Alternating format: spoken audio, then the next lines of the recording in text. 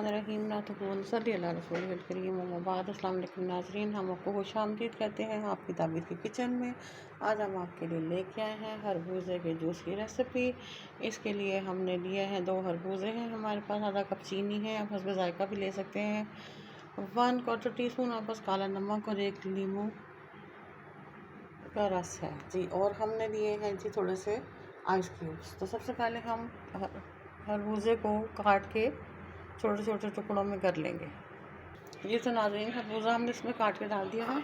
अब हम इसमें चीनी शामिल करेंगे और इसमें हम पानी शामिल करेंगे और इसको चला लेंगे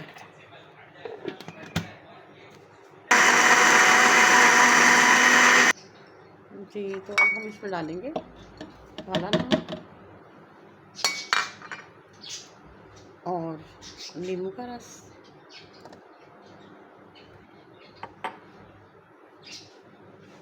और इसको अच्छे से ब्लेंड कर लेंगे जी। तो अब हमने इसको पीस लिया अच्छे से। अब हम इसको छन्ने में डाल के अच्छे से छान लेंगे।